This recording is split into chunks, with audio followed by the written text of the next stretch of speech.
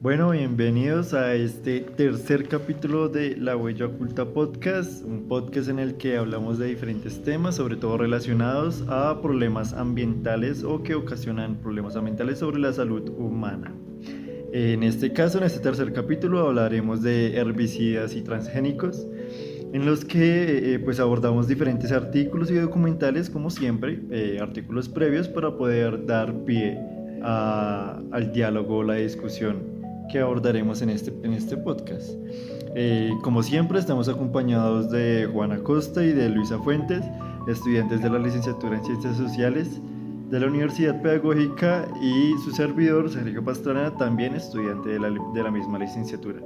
Bienvenido Juan, Luisa. Después de 3 capítulos. Bienvenidos, ¿cómo están? ¿Qué tal estos días tan lluviosos, man? Bien, con gripa. Sí, se nota Está un haciendo poquito. mucho frío. Sí, que me muero. Mucho frío en Bogotá. Uy, Dios mío, está horrible ese clima. Qué miedo.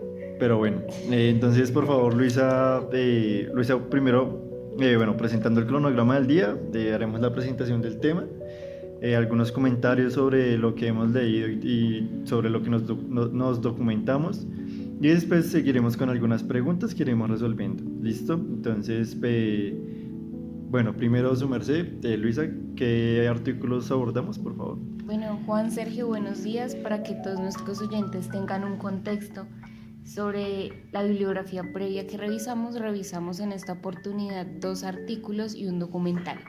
Uno de estos artículos es escrito por profesores de la Claxo, llamado América Latina Fumigada y la crisis de las commodities, el caso del glifosato de Monsanto. También revisamos un documental llamado Transgénicos, algunos interrogantes de Jorge Riesco, del año 2004. Bueno, sí, ese es el documental. también al respecto de esta gran industria de Monsanto, que tiene bastante dominio a nivel mundial, sobre todo en lo que es semillas y pesticidas, pero de ello hablaremos más adelante. Y finalmente, otro artículo que se llama Transgénicos, algunos interrogantes, que nos habla un poco de qué tiene que ver esto de los transgénicos y de los herbicidas con la alimentación. Aparte de que crezcan los alimentos, ¿cómo repercutiría esto de forma negativa en nuestra salud? Sí. El nombre del documental es El Mundo Según Monsanto. Listo, para que lo tengan en cuenta.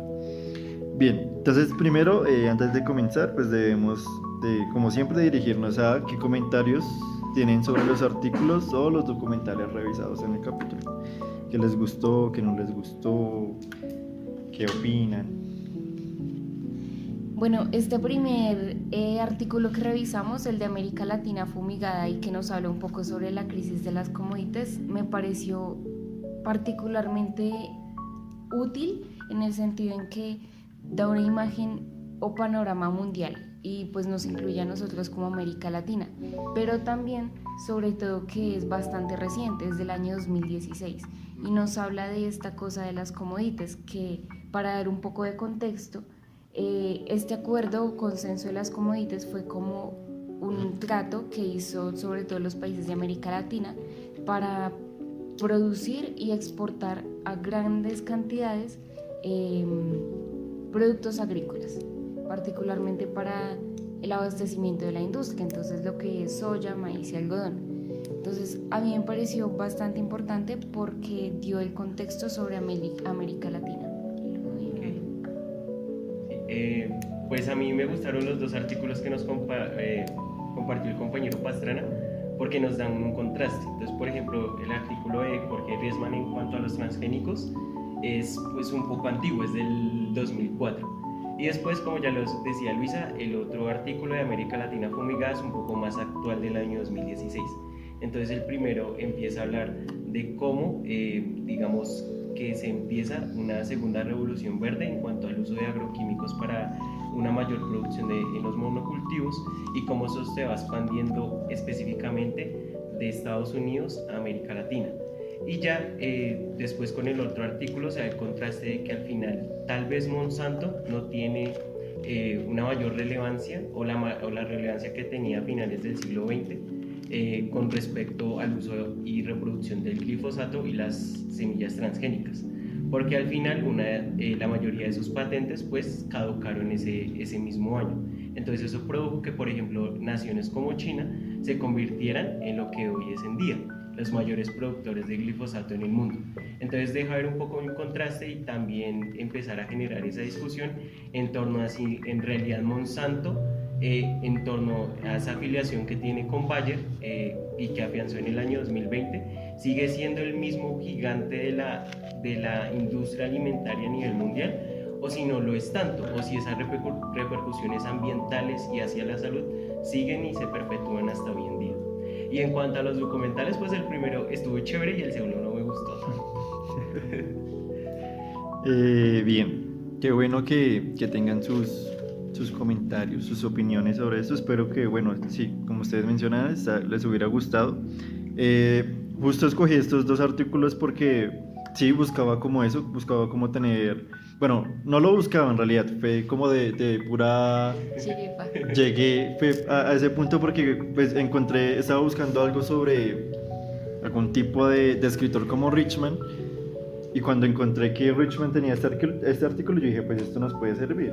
Pero después encontré esto de América Latina Fumigada, que fue muy reciente. Yo dije, pues cuando los encontré, dije, pues puede ser curioso tener como estas dos perspectivas, de uno en el 2004 y el otro en el 2016. Se me hizo bastante chévere. Bien, entonces pasemos primero. Me gustaría, bueno, para poder contextualizar el tema, sería chévere que Juanito nos hablara más que todo sobre qué son los transgénicos, para poder entender de qué se trata esto. Ok, entonces van a haber dos conceptos o dos temas transversales a medida de este capítulo. El primero es transgénicos, del cual pues les hablaré yo, y los herbicidas, pues que básicamente se los va a hablar más adelante la compañera Luisa. En cuanto a qué son los transgénicos, pues en términos simples son organismos modificados artificialmente a partir de ingeniería genética, en donde se usan uno o varios genes de distintas especies. Normalmente suele haber una confusión entre transgénicos e híbridos. Entonces no sé si, por ejemplo, ustedes han escuchado el ligre. ¿No? Que es ese cruce entre un león y un tigre que produce el ligre, y eso genera un felino que es muchísimo más grande que las dos especies anteriores con las que fue cruzada. Entonces lo que pasa con los híbridos es que sí hay un cruce genético, pero ese cruce genético no genera un salto entre reinos de las especies. Es decir, al final ese ligre fue producto del cruce del filamento de ADN de diferentes especies, sí, pero que pertenecían al mismo reino, que es el reino animal. Con los transgénicos no pasa lo mismo, y eso lo podíamos ver en las bibliografías, sobre todo en el caso de Monsanto, que se utilizaba ADN de bacterias para generar semillas como la soya, como el maíz, artificialmente modificadas a partir de ingeniería genética, como ya lo mencioné anteriormente.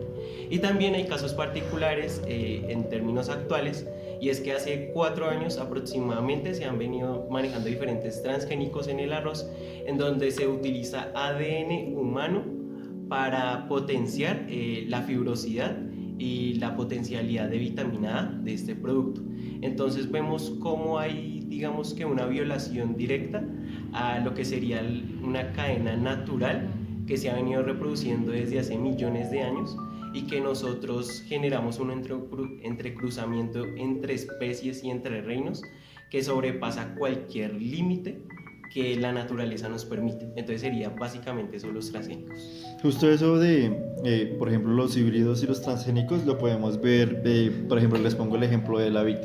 La vid hace mucho tiempo, no recuerdo el siglo, pero fue hace bastante tiempo, diría que por ahí fue el siglo XIX, hubo una crisis dentro de la vid. Entonces la vid comenzó a estar enferma por un bichito, podríamos decir, lo que se llama la filoxera. Entonces la filoxera comenzó a atacar todos los cultivos de la vid, que en este caso pues, se utiliza para hacer vino.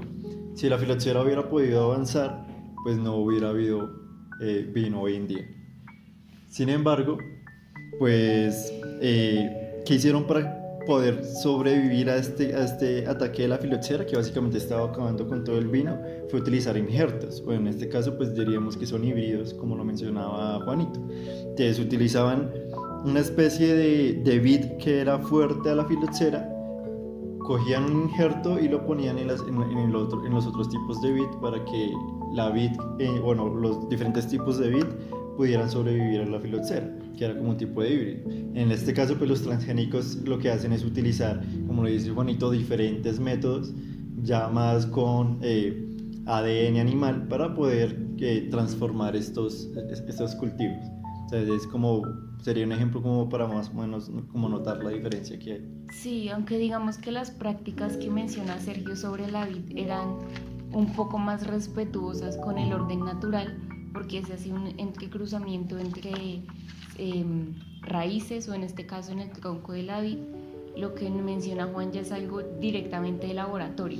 Cogen las semillas y experimentan. No sé si ustedes han podido ver videos sobre cómo eran antes las frutas y cómo son ahora. Por ejemplo, el maíz. Sí. Antes era morado y eran granitos muy, muy pequeños. Exacto, todo era un poco más pequeño. Yo he visto uno que es del banano, y el banano antes tenía semillas negras muy grandes, que parece una, ¿cómo se llama?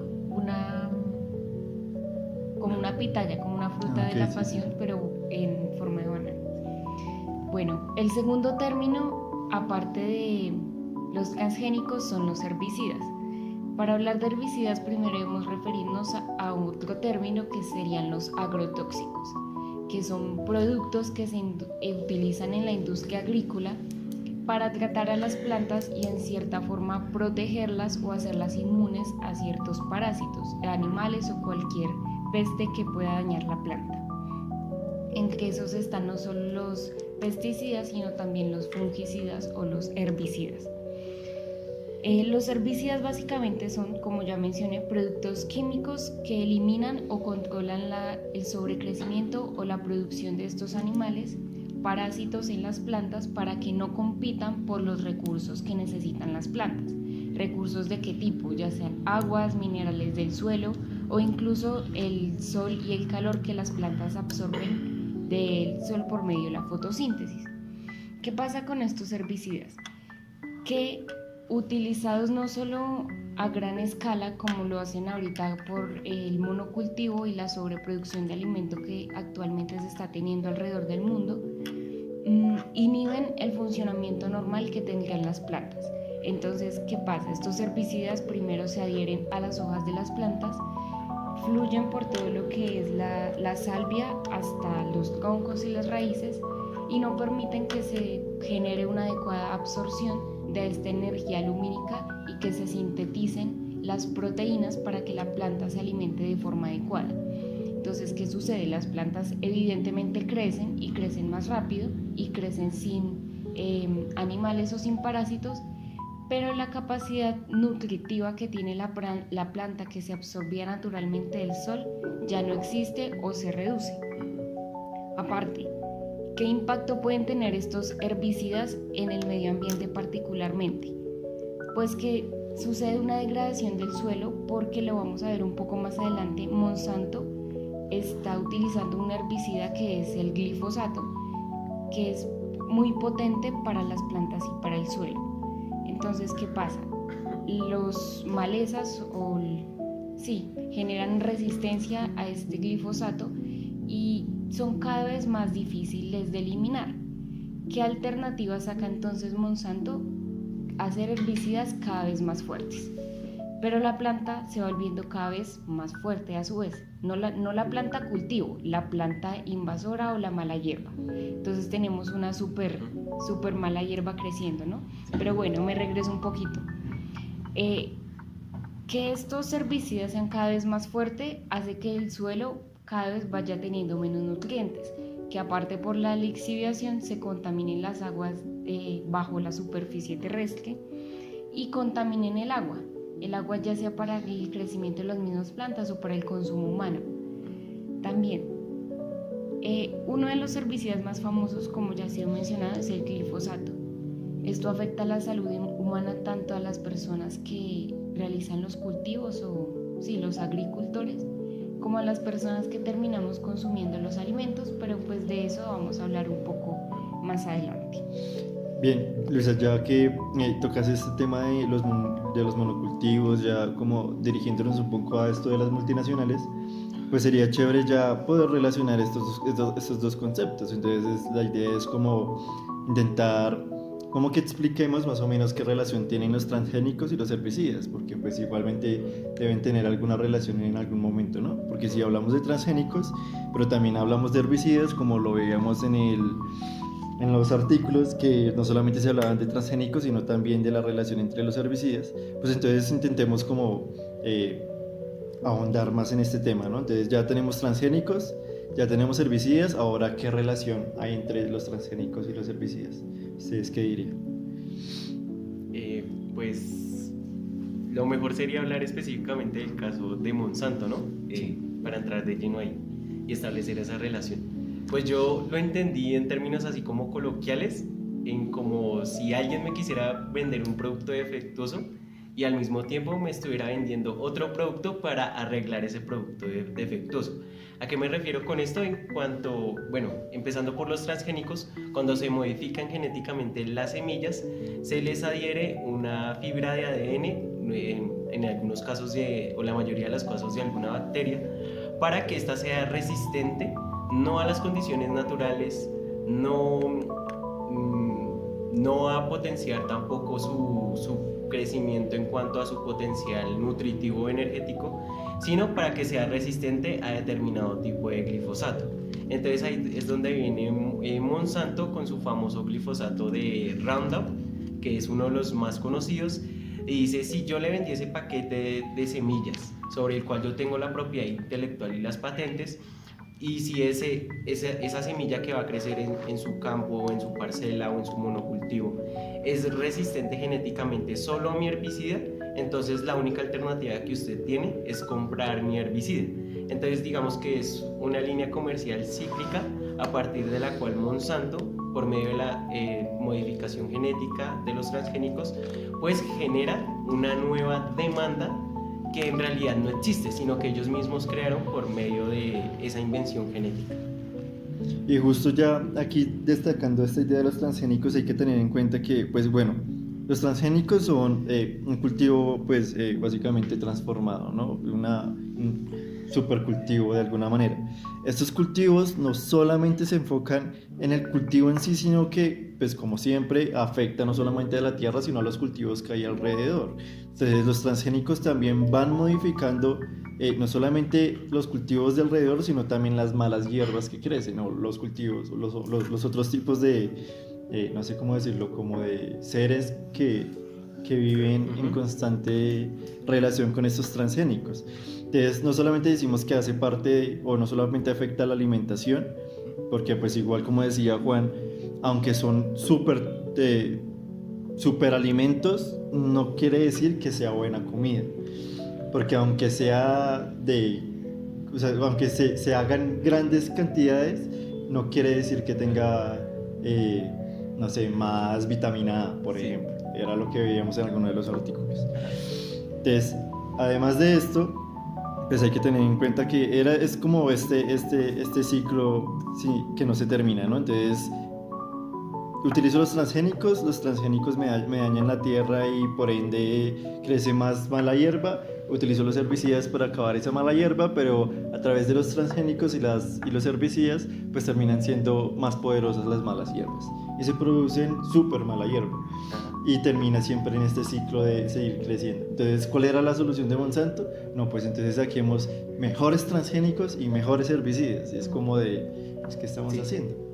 Y bueno, antes de darle la palabra a Luisa, me gustaría como generar una claridad con respecto a lo que dice Pastrana, que me llama mucho la atención, y es que hay que tener en cuenta que las plantas se pueden reproducir sexual o asexualmente.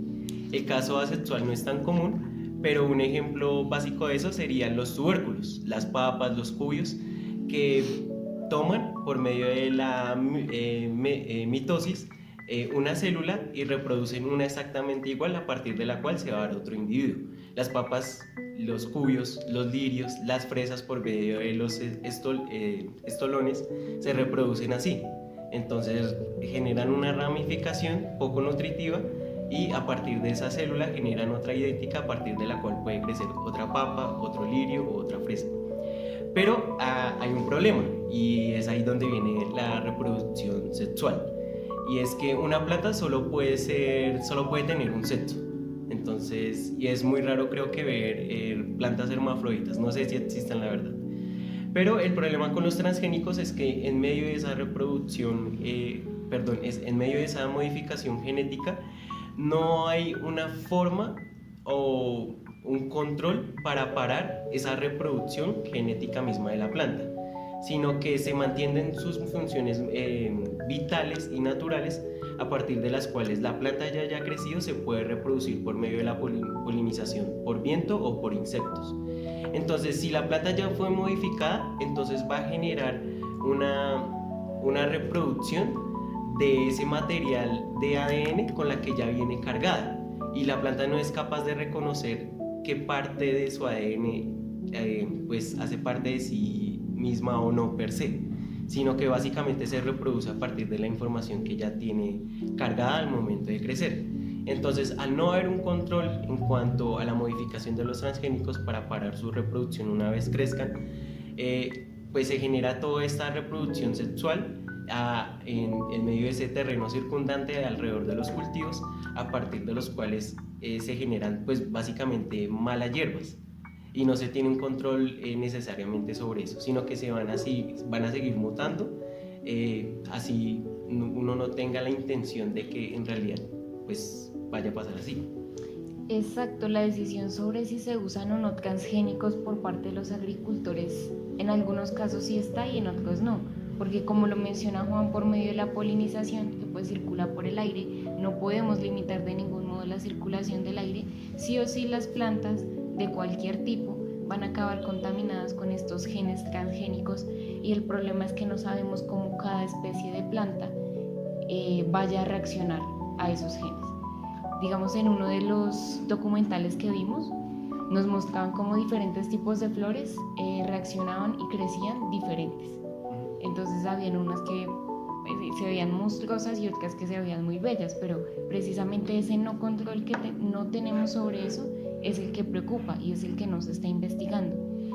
Pero ya que ustedes hicieron la aclaración como de la relación entre transgénicos y herbicidas, me gustaría que tocáramos un poquito el caso sobre América Latina y sobre lo que nos mencionaba uno de los artículos que hablaba sobre las commodities. Entonces, o sea, ¿qué es esto y qué tiene que ver?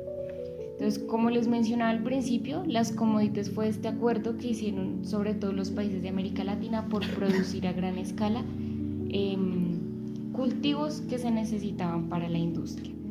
Entonces, creo que es importante mencionar primero que todo cómo Monsanto se convirtió en esta empresa tan poderosa a nivel mundial.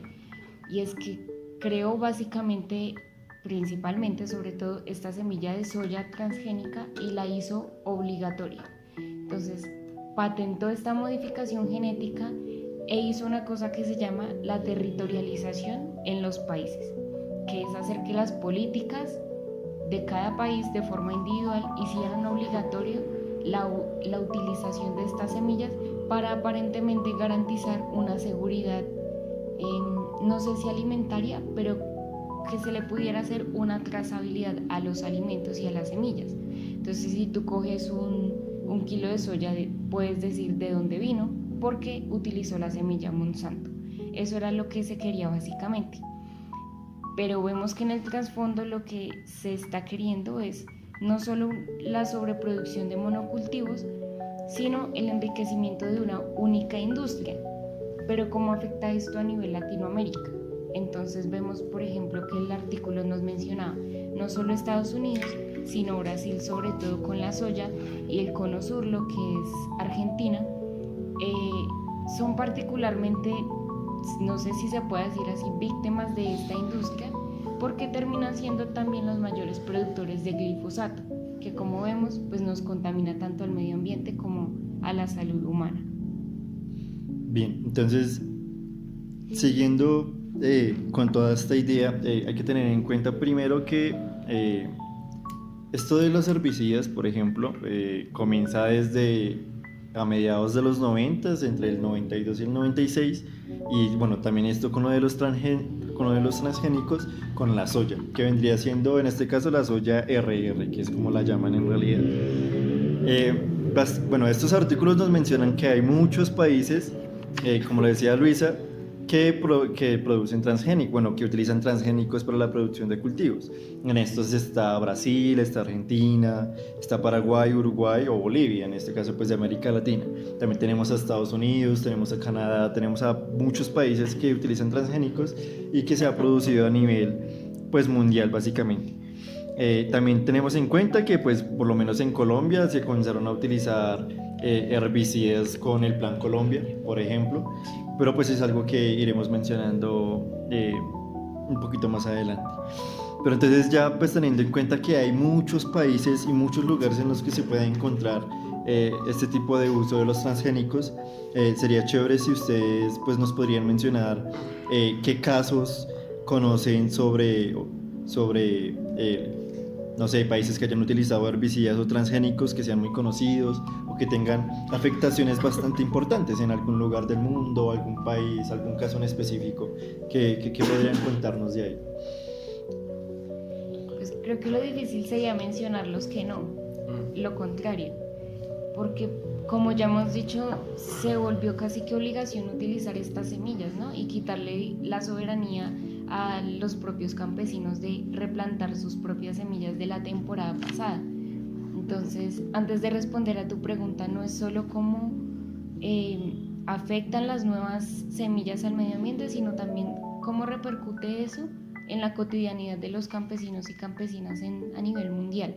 Y es que básicamente tienen que depender de la compra de un paquete tecnológico, que es como se le llama esto, para poder seguir subsistiendo. Entonces se vuelve hasta ilegal utilizar otro tipo de semilla que no sea Monsanto. Ya como caso, tú mencionabas uno que era el Plan Colombia, que nos afecta directamente, pero también la lectura nos mencionaba otro y yo también quería mencionarlo, que es el de la soya de Brasil. Es uno de los más sonados y creo que se relaciona mucho con nuestro capítulo anterior. Y es como Brasil empieza a ser un productor bastante importante de soya, no para la alimentación de las personas, que eso es lo irónico, sino para la alimentación de las industrias. No solo la ganadera, que es la de Brasil, sino también, pongamos el ejemplo del maíz, para la producción, digamos, de glucosa o maíz de alta fructosa, que es este aditivo del azúcar que todo el mundo consume. Lo utilizan para fabricar todo tipo de cosas, ¿no? Entonces vemos como Brasil es el segundo exportador de soya a nivel mundial y cómo esto también repercute en la deforestación de la Amazonía brasileña o de los lugares para cultivar la soya. Sí, de acuerdo con Luisa, hay muchos casos. Por ejemplo, el del Plan Colombia en nuestro país me llamó la atención porque si algo que hicieron los presidentes Reagan y Bush en su momento en los Estados Unidos es favorecer es favorecer políticamente a estas empresas para que no dejen de ser empresas de carácter nacional y se vuelvan de carácter transnacional. Y entonces ahí hay como ciertas filiaciones que se pueden ver en el Plan Colombia. Entonces cuando Andrés Pastrana genera esos acuerdos con Bill Clinton, pues uno cree que en realidad quieren acabar con el narcotráfico y con la producción de este tipo de productos como la marihuana y la cocaína específicamente. Y uno empieza a ver, pero ¿qué intenciones hay detrás de eso? Porque Estados Unidos, a partir de esa presidencia, va a generar tantas inversiones de tantos millones de dólares a un país que probablemente en términos mundiales no importa tanto. Pero es que ahí uno empieza a ver las relaciones de las empresas con las políticas, porque al final, al utilizar glifosato para acabar con esos cultivos de la hoja de coca, pues básicamente se generó una alteración en el uso del suelo. Entonces eso produjo un crecimiento de unas malas hierbas, como ya lo había mencionado Luis anteriormente, que son muchísimo más fuertes que las anteriores. Entonces al final, por un momento, por un lapso de tiempo muy corto, que creo que son 2 años, la tierra se vuelve completamente improductiva. Y después, ahí sí se puede volver a cultivar, pero ya no con las semillas tradicionales que se venían manejando nacionalmente, sino que ahí se genera una dependencia, pero a partir del Plan Colombia, pues básicamente comprar esas semillas modificadas genéticamente. Y si yo quiero mantener ese tipo de cultivos de transgénicos, ¿qué tengo que hacer? Pues comprar más glifosato. Entonces ahí se ve un cambio de inversión a partir del cual yo invierto unos cuantos millones de dólares, pero al generar esa dependencia en cuanto a ese paquete tecnológico, al final termino recibiendo mucho más de lo que yo invertí. Entonces ese caso me llamaba mucho la atención. ¿Qué otro? El de Paraguay, que como que el 50 o 60% de la producción internacional es de soya. Y se veía el caso, por ejemplo, de un niño que tenía que ir a recoger algo del cultivo y tenía la piel brotada. Entonces era un niño como morenito, como mulato, pero tenía ampollas muy grandes, blancas. Y eso se debía al glifosato, porque el niño se la pasaba gran tiempo allí en ese cultivo. Entonces, en tanto más contacto exista con este tipo de dinámicas de producción, pues más susceptible es el organismo a que estas pues surjan efecto en el cuerpo, específicamente en el caso del glifosato. No, y creo que esto nos muestra cómo en realidad todo esto de las semillas genéticamente modificadas responde a un patrón de consumo, o más bien sobreconsumo y sobreproducción a nivel mundial de ciertas cosas. Entonces, otro ejemplo era el que nos mostraba el documental de Monsanto, el de el algodón en India. Entonces vemos cómo en América Latina se está transformando el uso del suelo para la producción de materias primas que digamos que los países, entre comillas, desarrollados necesitan, pero como el algodón en India, recordemos que India también fue colonia, ¿no? Y que fue exportadora de algodón, y gracias a ese algodón fue que se pudo hacer la revolución industrial en un principio. Entonces, como eso sí ha pasado el tiempo, pero esos patrones se siguen repitiendo. Entonces, técnicamente India ya no es colonia, pero sigue siendo el lugar de producción de estas materias primas que les sirven para seguir produciendo a las grandes industrias y seguirse enriqueciendo solo una parte del mundo. Entonces, me parece bastante... Sí. Ahí ya como algo curioso a mencionar, el 80% de productos o cultivos transgénicos son resistentes al glifosato. En el mundo. En el mundo. Y eso está loco. Sí. Y además de que la mayor producción de cultivos transgénicos es en América del Sur. Entonces eso es algo que es preocupante. Sí, y las cifras llegan al 90% en América Latina. Sí, y particularmente pues somos muy orgullosos, ¿no? Diciendo el Cono Sur, la zona más productiva de América, pero también es la zona que más consume glifosato o que más es víctima del glifosato. Y pues obviamente que pues básicamente, o sea, si mencionamos algo así como por encima, el glifosato, muchas veces hay bastantes casos sobre denuncias hacia Monsanto, en el cual pues se dice que todo esto de los herbicidas, sobre todo el glifosato, genera cáncer y sobre todo genera leucemia, o sea, cáncer en la sangre. Bueno, sí, a mí me gustaría mencionar algo sobre eso, y es que hemos visto que en todos los capítulos las entidades que se supone deberían regular esto siempre terminan encubriendo a las partes que afectan, ¿no? Como hay una especie de complot o conspiración, como ya lo hemos visto. En una de las lecturas nos decía que una entidad que se llama la Agencia Internacional de Investigaciones del Cáncer, que es como una rama de la OMS, demostraba lo que Andrés nos dice, y es como si está comprobado que el glifosato produce cáncer y modificaciones en el ADN humano que no están investigadas, porque a largo plazo nadie sabe qué pasa con nuestros cuerpos. Entonces sale otra entidad que dice no, espérese, que es la Agencia Europea de Seguridad de los Alimentos, o EFSA, que dice eso es mentira, porque cuando vendemos el glifosato la gente simplemente debe seguir las instrucciones. Básicamente dice, los que se enferman de cáncer es porque usan mal el producto. Pero ¿qué tiene esta entidad de particular? Que sus investigaciones las hace con fuentes que no son públicas. Entonces nadie sabe lo que pasa en sus laboratorios. Ellos pueden decir lo que quieran y nadie puede comprobarlo. Entonces se le ha acusado de encubrir a estas industrias. Entonces es un poco también cuestionarnos de dónde viene la información, y que efectivamente las personas que tienen cáncer no es porque utilizaron mal los productos, sino porque algo en esos productos está mal, si a la larga produce cáncer, ya sea en una alta o baja concentración. Entonces es ese caso.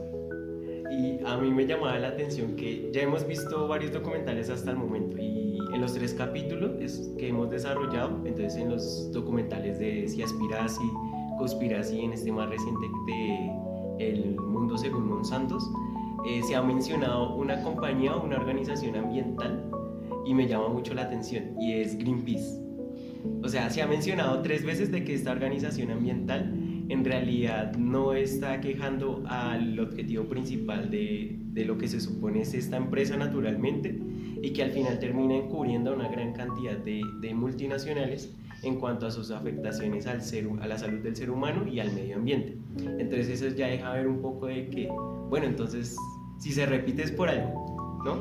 Bueno, como confesión personal, yo seguía a Greenpeace. Sí. Pero, o sea, no es por defenderlos, porque efectivamente en estos documentales hemos visto la conspiración tan grande que hay. Pero, o sea, quiero matizarlo un poquito y decir que estas organizaciones como Oceana, Greenpeace, digamos que su encubrimiento yo no lo veo tan grave, en el sentido a que siguen centrando la atención en que se va a salvar el medio ambiente solo con el reciclaje, pero dejan de hablar de las industrias más grandes y poderosas, la pesca, la ganadería, etc. Y claro, no digo que no sea grave, sí lo es, pero me parece sobre todo grave que organizaciones como estas que acabo de mencionar, que se supone que su labor principal es velar por la salud, ya con investigación genética y todo esto, digan de cara al público que no existe una afectación directa cuando sí la hay. Entonces digamos que Greenpeace y estas organizaciones, sí, su labor es, ¿cómo se diría? Como ecologista, como muy a la opinión pública, no tanto con lo científico, mientras que me parece muy grave que las que son científicas sí lo hagan de cara tan abierta. Pero no es que defienda a Greenpeace, ¿no? Yo también me llevé mi baldada de agua fría con cómo así que me están contando. Y justo pues mencionando esto de algunos grupos que se encargan como, bueno, intentan ir como en contra, pues no Greenpeace, pero sí otros grupos que sí lo intentan. Entonces hay muchos, digamos, por ejemplo en Argentina existe la Red Nacional de Acción Ecologista de Argentina, que es como un grupo que intenta básicamente pues denunciar este tipo de abusos en el uso de glifosato o transgénicos. Tenemos en el caso de Brasil, el de Brasil libre de transgénicos y agrotóxicos.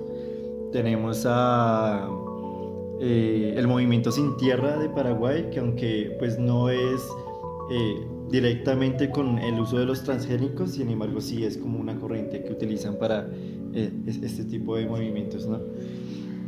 ¿Se voy a decir algo? Que me llamaba la atención ese movimiento que mencioné de Brasil, porque creo que para el año 2018 ese mismo movimiento protestó para prohibir el uso de transgénicos en los cultivos, tanto los pequeños como el latifundio. Pero como mencionaba Luisa, Brasil es el segundo exportador de soya a nivel mundial, y es tal su nivel de producción que tienen una planta de ingeniería genética de Monsanto en Brasil. Entonces ellos, creo que fue en el documental que lo mencionaron, que Monsanto amenazó a ese movimiento de quitar básicamente la compañía y traérsela nuevamente a Estados Unidos, y básicamente eso haría que productos como el glifosato pues se encarecieran, porque ya no se comercializaban ni se producían nacionalmente, sino que básicamente los tenían que importar en un tiempo posterior. Entonces eso deja ver, digamos, que esa cooptación en el mercado tan fuerte, que pues los movimientos sociales es chévere que lo reconozcan y es chévere que protesten por eso, pero es que es mucho más grande que ellos. Sí, claro. Sí, aunque también nos mencionaban el caso de Ecuador. Yo no sé si seguirá vigente, pero nos decían que Ecuador tenía en su constitución que era un país libre de semillas y transgénicas y cultivos. Y también, sobre todo, que estas alternativas, como lo menciona Sergio, surgen siempre como desde lo indígena, lo ecologista y las comunidades pequeñas, ¿no? Porque, claro, los semillas genéticamente modificadas son rentables, pero siempre y cuando se hagan a gran escala. Sí, nada que hacer. Estamos en la perdición. Nos vamos a morir, no mentiras. Bien. ¿Qué más iba a mencionar? Pues es que es complejo, porque claro, uno dice muy bien, muy chévere que hayan estos movimientos que intenten generar un cambio, pero vemos como físicamente incluso la naturaleza puede estar en contra por lo que ya mencionamos de que las plantas se reproducen por el polen. Entonces aquí mencionar el caso rápido que también nos mostraba un documental que es el del maíz en México. Sí. Y nos decían, bueno, México siempre ha sido famoso por sus variedades de maíz, ¿no? Y que nos conviene, no solo a nivel país, sino en general del medio ambiente, es conservar estas especies que son naturales, ¿no? Que no han sido intervenidas genéticamente de ningún tipo. Entonces ellos decidieron no utilizar semillas transgénicas para el maíz, sino seguir produciendo su maíz autóctono. Pero se encontraron con la sorpresa de que en los estudios que le hicieron a unos cultivos que aparentemente no tenían nada que ver con los transgénicos, se encontró que sí, que ya están modificados. Entonces, como esta pérdida de la biodiversidad, se quiera o no, o más allá de los movimientos ecologistas e indígenas sobre proteger, no se puede hacer nada materialmente, no podemos encerrar el aire y impedir que circule. Entonces sí, digamos e imaginemos que en el futuro Colombia y América Latina deja de producir cultivos con semillas transgénicas. ¿Qué tanto la circulación de aire a nivel planetario nos permite que eso sea efectivamente así? Es que los transgénicos y todos estos químicos del glifosato ya están en la atmósfera. La pregunta yo creo que hacia el futuro es ¿qué hacer con eso? Claro. Sí, es muy interesante lo que dice Luisa.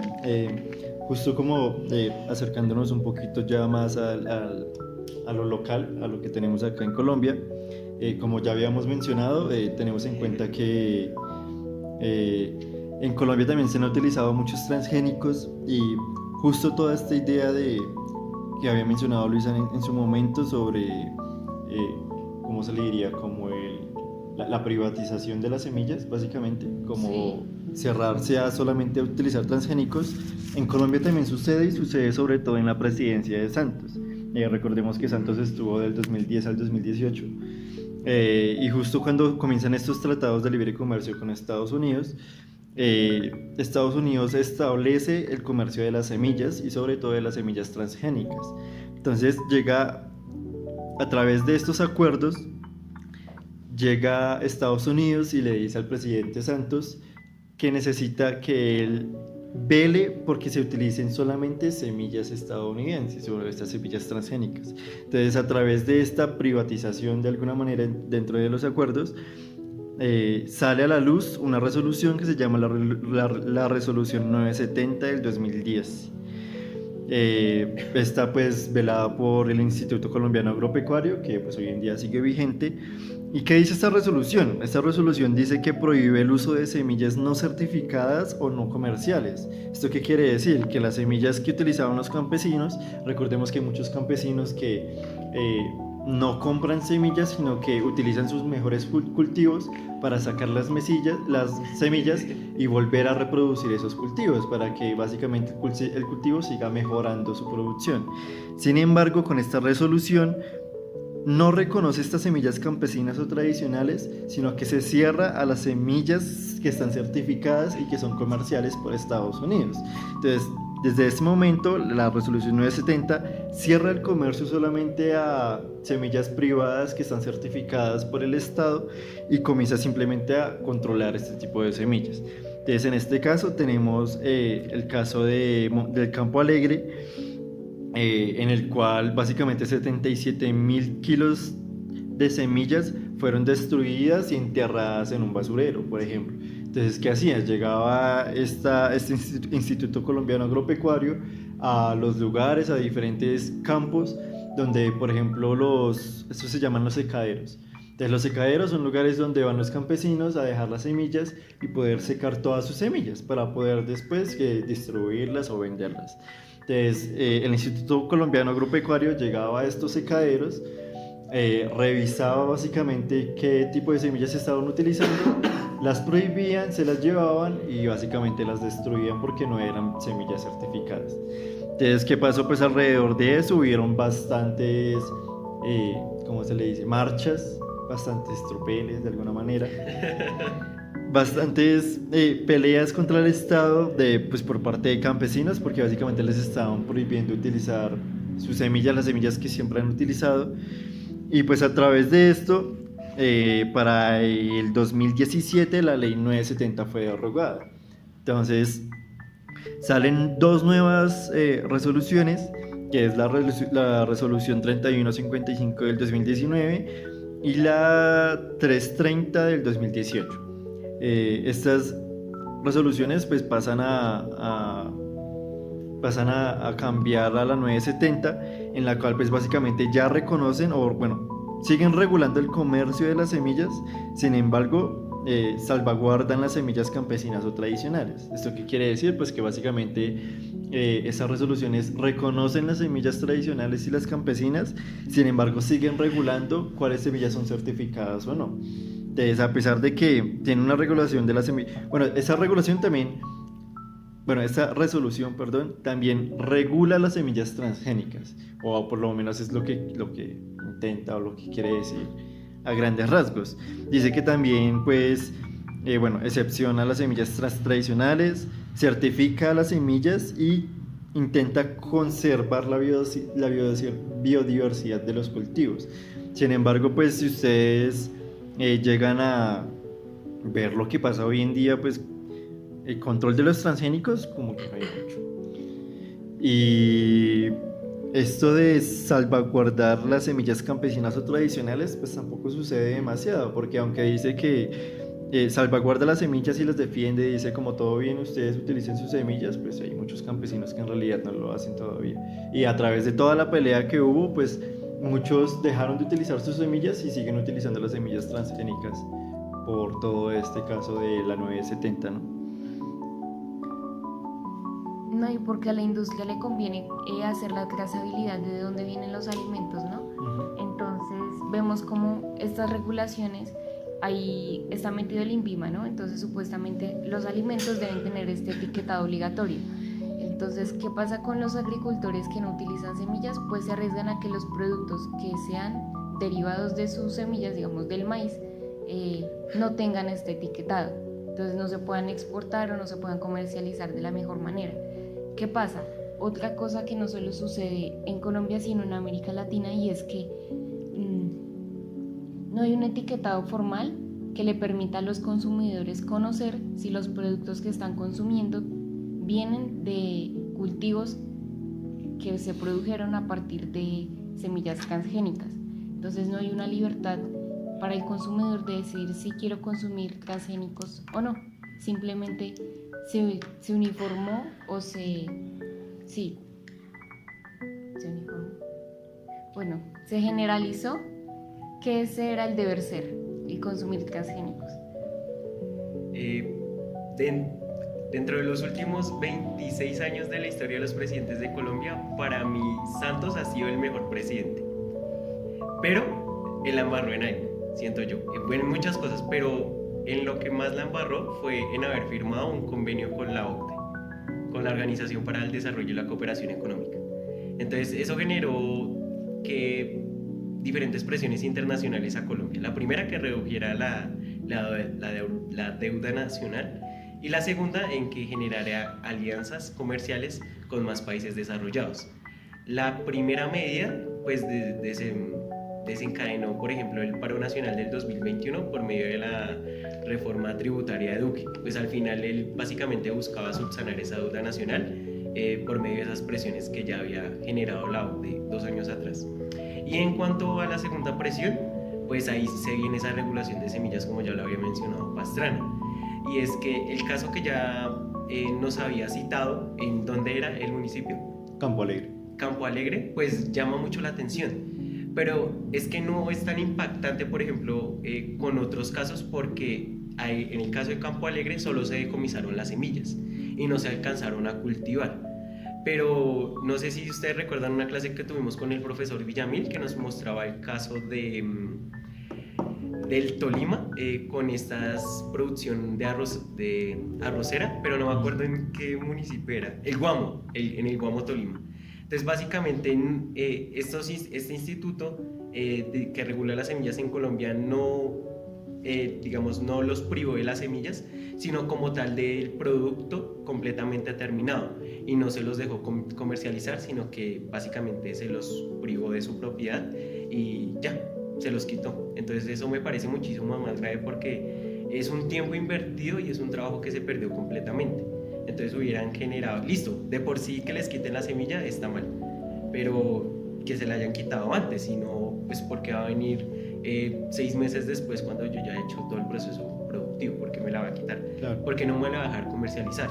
Entonces básicamente eso. Y que tienen que contemplar unos costos que antes no tenían. Si antes producían con su semilla que se regeneraba temporada a temporada, ahora tienen que destinar un capital que no tenían antes para comprar no solo la semilla genéticamente modificada, sino el paquete tecnológico completo.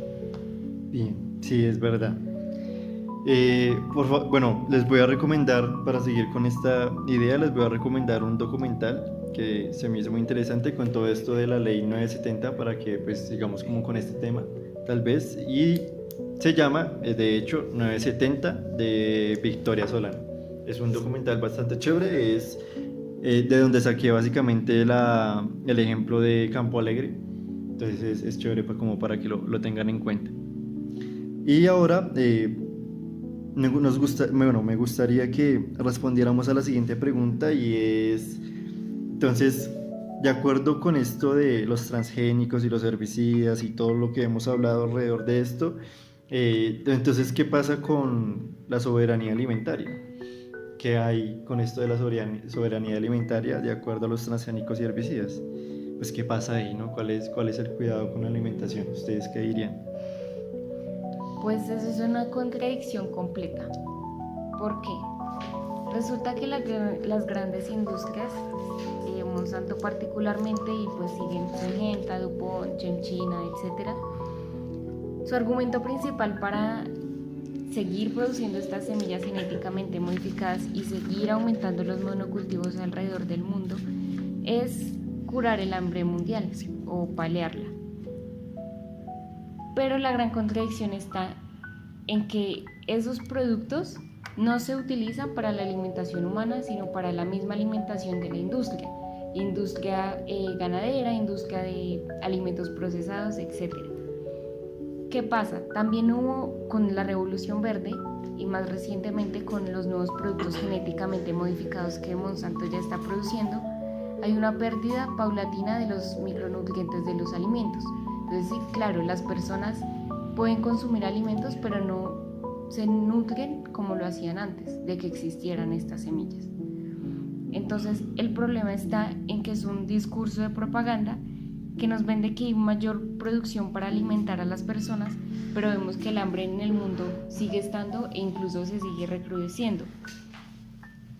Entonces, los países que más producen estos cultivos transgénicos que ya han sido mencionados, Estados Unidos, Argentina, etc., esta producción es endógena en el sentido de que así como producen, ellos mismos son los que consumen lo que producen y no se exportan estos alimentos hacia los lugares que realmente lo necesitan. Sí, chévere. Bueno. No, chévere, es que, no sé, todos los capítulos han sido tan chéveres, de verdad, no es por lambón. Bueno, a mí me gustaría mencionar 3 cosas. La primera es con respecto al arroz dorado. Había dicho que se había utilizado una pequeña muestra de ADN humano para modificar transgénicamente una muestra de semilla de arroz. Pero el problema es que se perdía el valor nutricional en cuanto a la vitamina A. Y la OMS mencionaba un caso en particular, o un dato en particular, y es que alrededor de 2.1 millones de niños en África tienen potencialidad a tener ceguera aproximadamente a los 8 años si pues no consumen la suficiente vitamina A. Pero lo que pasa con el arroz dorado genéticamente modificado es que al final pierde todo ese valor nutricional. Entonces, si ese mismo arroz dorado se sigue comercializando para subsanar, entre comillas, esa soberanía alimentaria, pues aquí está el dato. Una mujer necesitaría comer 7.25 kilogramos y un niño 5.44 kilogramos. Al día. Al día. Y un solo un kilogramo es 2.2 libras.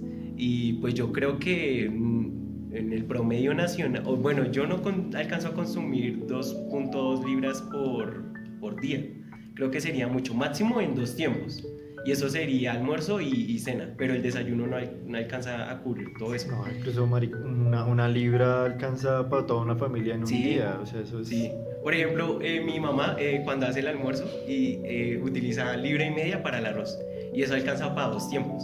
Ahora imagínese tenerse que comer 5 kilogramos al día para poder tener ese valor nutricional que la industria genética, la ingeniería genética le quitó a los alimentos y que ya tenía naturalmente. No, claro, pero lo peor es que venden este arroz dorado como la solución, ¿no? Sí. Como enriquecido con vitamina A, cuando en realidad los niveles de concentración son muy bajos. Ajá.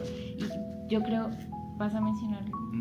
No, termina y voy después. Bueno, que una de las lecturas nos mencionaba como unos puntos particulares que deberían cumplir estas semillas si de verdad fueran diseñadas para paliar el hambre mundial. Pues me voy a permitir mencionarlos, son 6 punticos. Dice el primero, producir semillas que puedan crecer en suelos pobres. Y vemos que no. Estados Unidos es el mayor o uno de los mayores productores de maíz, ¿no? Estados Unidos es bastante rico en suelo. Sería bastante interesante que producieran una semilla lo suficientemente fuerte para crecer en suelos con pobreza de minerales o con poca agua, no sé, en África, ejemplo. Otro, producir cultivos, lo que hablabas, Juan, con más nutrientes y de alto rendimiento, que una persona normal no necesite comerse tantas libras de arroz al día para consumir lo mínimo. Lo otro, que sean rentables para pequeños agricultores, lo que hemos venido hablando. Los pequeños agricultores tuvieron que destinar recursos que antes no estaban proyectados para eso. Entonces, ¿qué pasa para las personas que no pueden permitirse adquirir estas semillas? Entonces, ¿qué resulta sucediendo? Que estas semillas también resultan concentrando la tierra en las personas que tienen poder para cultivarla, que normalmente suelen ser empresas extranjeras que se territorializan en países para reducir los costos. Lo otro, que sean semillas baratas y accesibles, lo mismo que hemos venido hablando, y que sean cultivos para alimentar, esto ya lo menciona la lectura, a personas y no al ganado o a las industrias procesadoras de alimentos. Y es que justo y eso lo mencionábamos en capítulos anteriores, la mayor producción de alimentos es para el ganado, no para nosotros. Exacto. Entonces dígalo. Bueno, ese era mi segundo punto, y es que una de las conclusiones a las que llegamos en el capítulo anterior en cuanto a la ganadería es que se producía una gran cantidad de productos fibrosos como el maíz y la soya para alimentar no directamente al ser humano, sino para generar la cría de ganado. Y básicamente eso representaba una pérdida energética, como lo pudimos ver en los datos, de alrededor del 20%, que al final toda esa proteína que está contenida tanto en el maíz, en la soya, que se utilizaba para alimentar a los animales, que más adelante vamos a consumir, toda esa proteína se pierde, y básicamente nosotros solo estaríamos consumiendo 75% de lo que producimos realmente. ¿Y por qué perdemos ese valor nutricional o ese valor energético? Porque al final pues queremos alimentar a especies que pues no están hechas para como tal el consumo humano, por decirlo de alguna manera. Y el tercer dato que les quería dar es que otra rama de los transgénicos es la creación de proteínas modificadas genéticamente. Era el caso de Posilac, que también lo maneja Monsanto. Entonces básicamente es inyectar esta hormona de crecimiento y que potencializa, digamos, el crecimiento de la masa muscular del ganado en alrededor de un 20%.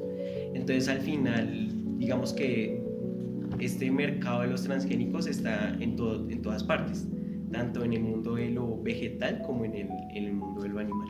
Sí, y incluso nos mencionaban que Monsanto produce una hormona que se llama somatropina para las vacas, para la sobreproducción de leche.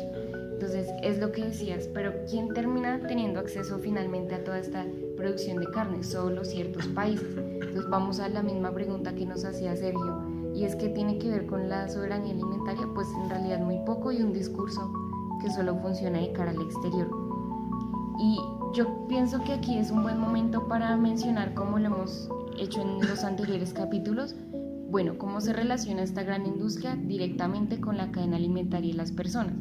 Y es que por esta vía de los piensos, de cómo alimentan a los animales, que los piensos son hechos de soya, de maíz, de lo que ya se mencionó, terminan trasladándose por medio de lo químico y el funcionamiento normal de los organismos hacia las personas. Entonces, ¿qué pasa? De las semillas a los piensos, de los piensos a los animales, de los animales a las personas que consumen productos de origen animal o incluso vegetal, porque pues todo el mundo consume algo, sea que vengan de vacas o de cerdos o de pollos, etcétera, o sea una persona que siga una alimentación vegetal, sí o sí va a terminar consumiendo transgénicos.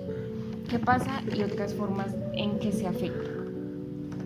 Bueno, por aquí tengo una frase que me pareció bastante oportuna que decía: con la revolución verde hubo una pérdida de calidad nutricional a cambio del aumento de la cantidad y la desigualdad. Exacto, o sea, yo creo que en realidad, pues con todo esto, con toda esta idea de los transgénicos y la sobreproducción de los cultivos, pues se genera más que todo, más que calidad, es cantidad, pero pues que está favoreciendo como tal a la alimentación de las personas y sobre todo que pues este tipo de cultivos al final pues terminan más que nutriendo a las personas, enfermándolas como tal. O sea, yo podría llevarle a tal vez una familia que esté sufriendo de hambre y se esté muriendo de hambre, podría llevarle un arroz, pero ese arroz no lo va a alimentar al final de cuentas, porque pues si no tiene las suficientes vitaminas o proteínas que necesita para poder sobrevivir, o lo que tendría normalmente un arroz, pues en realidad no estamos haciendo nada, porque puedo llevarle toda la comida que quiera, pero esa comida al final no va a ayudar a la mejoría de su salud posiblemente. Y el problema es que no lo vemos tan directamente, ¿no? Porque yo creo que los oyentes y las personas dirán, pero ¿cómo así? Todos seguimos vivos y todos seguimos funcionando, ¿no? Pero muchos de nosotros tenemos deficiencias energéticas y nutricionales que no conocemos, y es por lo que ahorita está tan de moda, no sé si ustedes lo han visto, suplementos de todo tipo, porque ahorita la comida, como dicen los abuelitos, ya no era como en mis tiempos. Exacto. Sí, y sobre todo yo no lo veo, yo creo que es lo que más se utiliza hoy, los suplementos. Bueno, normalmente se utilizan suplementos para el gimnasio, pero más que todo ahorita yo he visto mucha gente que utiliza suplementos diarios. Entonces son suplementos de vitamina A, vitamina D, vitamina C, zinc y demás, porque en realidad falta demasiado. O sea, a mí me han dicho muchas veces como de usted consuma vitamina E porque eso le va a ayudar a mejorar la piel, eso le va a ayudar a un montón de cosas, y es verdad, porque pues al final de cuentas a uno le falta mucho. De por sí los médicos dicen que constante pasan los años, más ¿cómo se diría? Como vitaminas le va faltando a las personas y tienen que comenzar a consumir ese tipo de suplementos. O sea, al final tal vez ese tipo de suplementos va a ser parte de la comida diaria de nosotros. Sí, y yo creo que eso se ve en cómo han disminuido los niveles de vida de las personas, o sea, cuánto vive una persona antes y cuánto vive ahora. Y cómo mueren también, Dios mío, sí. Dios mío, Porque sobre todo si uno va al campo y habla con los abuelitos, ellos no consumen suplementos, vitaminas o medicamentos de cualquier tipo. Pueden consumir algún medicamento por una enfermedad en concreto. Pero, por ejemplo, yo me he preguntado por qué soy tan bajito. Yo soy bajito y eso me da una piedra a veces. Pero yo digo, ¿por qué soy tan bajito si yo como bien? Si como a veces de más en la casa. pero es al final por eso, por una pérdida de valor energético, y no sé si se da una causa genética, pero al final esas causas genéticas se han venido modificando genéticamente. ¿Pero sus papás son bajitos? No. No, no son bajitos. Bueno, pero es que ahí hay una cosa, sí, lo que dices, Juan, tiene sentido porque pues lo hemos visto en la evolución, ¿no? Cuando carece algún recurso necesario para la vida, como ejemplo didáctico, como cuando cayó el meteorito y destruyó a los dinosaurios, pues no entraba tanto sol a la atmósfera, ¿no? Y por eso los animales redujeron su tamaño hasta como es hoy en día. Eso también pasa con los humanos. Entonces, cuando hay una escasez de nutrientes, el cuerpo, la fisionomía se disminuye. Pero si ustedes se dan cuenta, pasa algo totalmente diferente en Estados Unidos. Y es que ellos son muy altos, pero no es porque estén muy bien alimentados, sino por esta sobreproducción de hormonas que le agregan a los alimentos. También es, o sea, quiero decir que no siempre la correlación existe. Voy por ahí. Bueno, también mencionar una cosa, y es que como estos transgénicos y estas semillas contribuyen a que la comida ya no sea nutritiva, sino que sea principalmente estética. Entonces se relaciona directamente con lo que decía Sergio sobre los alimentos, en el sentido en el que lo que importaría sería producir alimentos que nutran, independientemente si son bonitos o feos. Ese no es el objetivo para el que están hechos. Mientras que vemos como en esto del orgánico uno ve supermercados completamente organizados y que todo es muy bonito y muy proporcional, y solo porque un banano tenga una mancha ya se desecha. Entonces también es una buena pregunta, sí, cuestionarnos qué pasa con todos estos alimentos que se desechan diariamente solo porque no cumplen con las normas estéticas de lo que una cierta población está buscando. Yo he visto videos muy interesantes en YouTube sobre personas, principalmente y a pesar de muchos latinoamericanos que viven en Estados Unidos, que se dedican todos los días a revisar los contenedores de los supermercados de allá. Y es muy impactante porque sacan comida que está perfecta y comida que ni siquiera se ha vencido, pero simplemente la desechan porque no, porque ya no la queremos, porque tiene una mancha, o incluso hay bolsas que están intactas. Pero eso, como esta sobreproducción, también genera desechos, no hay provecho para nadie. Entonces es muy impactante. Incluso si uno va a la central de abastos acá en Bogotá, la cantidad de alimentos que se desperdicia es mucha. Y conozco a varios amigos por parte de mi papá. Es que la historia de mi papá es muy dura. Bueno, esos amigos a veces no tienen los suficientes recursos y se van a la plaza de abastos a recoger la comida que botan en el suelo. Y al final uno dice, uy no, qué asco, pero en realidad es comida en muy buen estado. Simplemente que es tal el flujo, como decía Pastrana, la cantidad de comida que se comercializa, que al final esas pequeñas cosas que se botan dejan de tener relevancia. Dios mío. Bueno, entonces ya para ir cerrando, sería chévere dar unas reflexiones finales sobre, pues en realidad, qué sucede con esto de los transgénicos, los herbicidas, qué opiniones tienen sobre a dónde vamos, qué es lo que está haciendo, qué es lo que está pasando, las afectaciones en la vida y demás. ¿Ustedes qué piensan? ¿Qué reflexiones podrían dar? ¿Qué ha pensado sobre todo lo que hemos hablado? Sobre todo.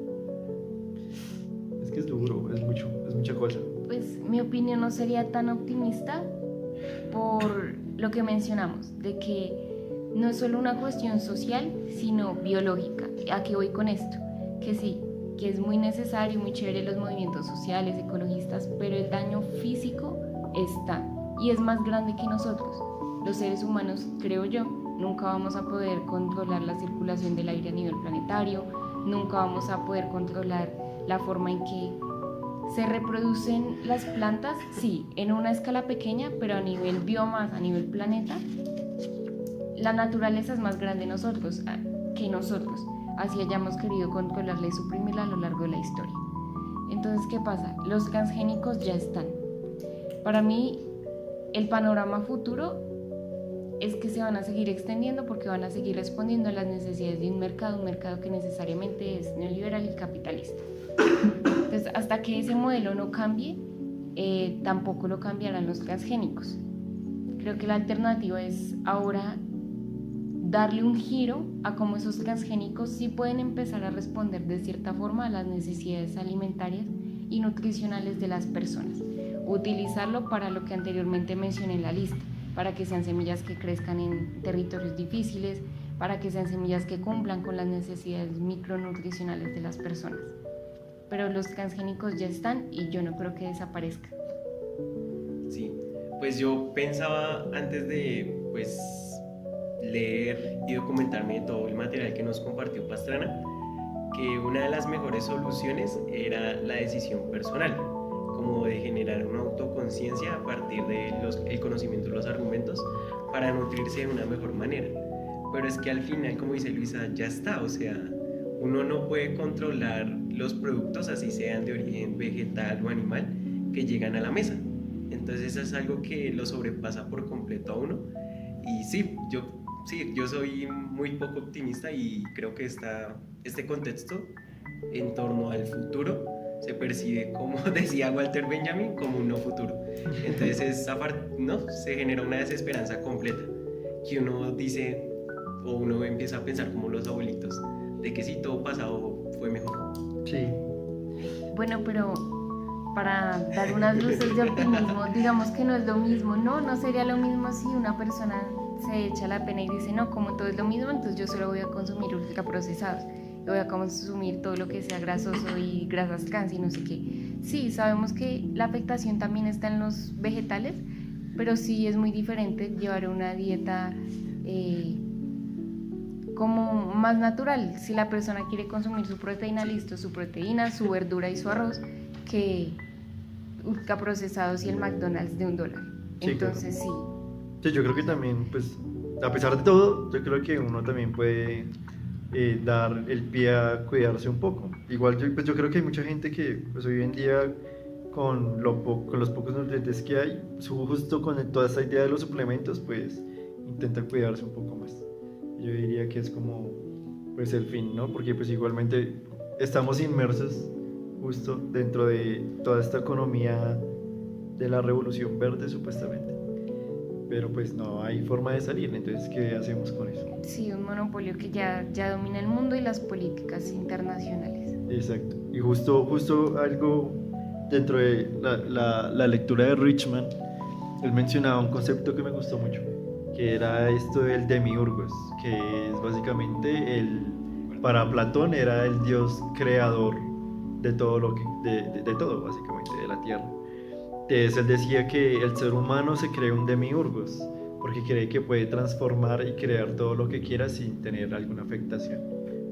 Y se me hace algo bastante curioso como el ser humano hoy en día pues intenta ser un dios creador creyendo que tiene el poder de todo, y como yo creo que lo que dice Luisa es muy acertado, y es que en realidad hay cosas en las que no se tienen control y no se saben hasta dónde pues hay control, ¿no?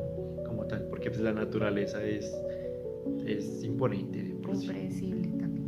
Entonces, bueno, este fue el capítulo por hoy. Qué buen capítulo, me gustó, estuvo chévere. Sí. Espero también les haya gustado, y a ustedes iba a decir lectores. No, lean, ahí están las referencias en las descripciones de los videos. Y a ustedes muchas gracias por escucharnos como siempre. Espero les haya gustado este capítulo. Seguramente el siguiente capítulo sea el último. Entonces nos estamos viendo por ahí. Y si tienen comentarios, si tienen algunas cosas que opinar, igualmente escríbanos. Ahí les compartimos los artículos y los documentales que revisamos y algunas opiniones de más. Nos estaremos viendo por ahí. Bienvenidos, esto fue La Huella Oculta Podcast. Hasta luego.